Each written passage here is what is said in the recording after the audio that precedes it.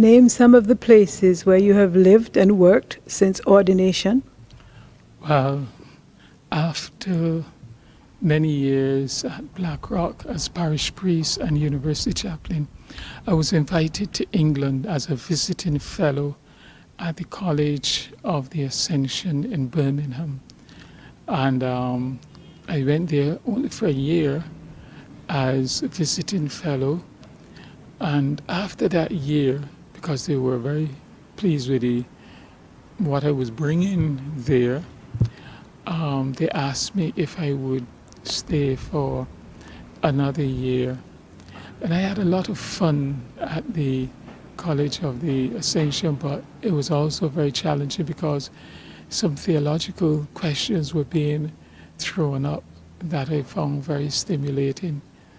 At the college with me too was another Caribbean person, Reverend George Mulrain, who is a Methodist minister. We became very, very good friends. And I was doing things like contextual theology, looking at the church particularly from a Caribbean perspective. But also I got very much involved in the church. I should have said to you that it was an Anglican theological college that I was invited to teach at. And whilst I was there, I would have met a number of priests and bishops from the Anglican Church.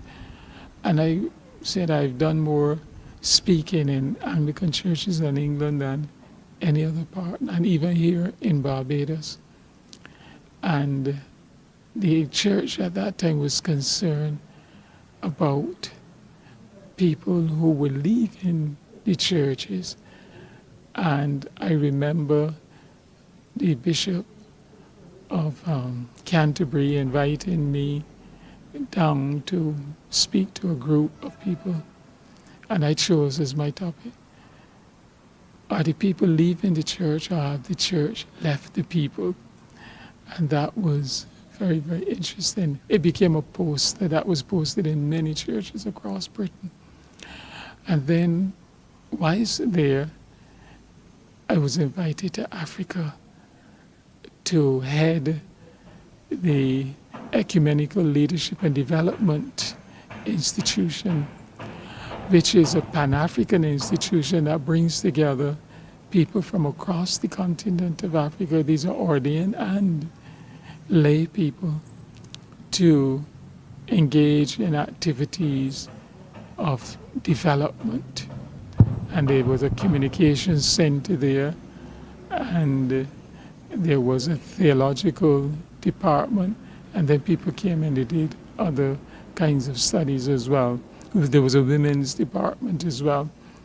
So I enjoyed working in Africa. Very challenging, very, very refreshing, because the church there is so alive. And that is one of the things that I felt energized me.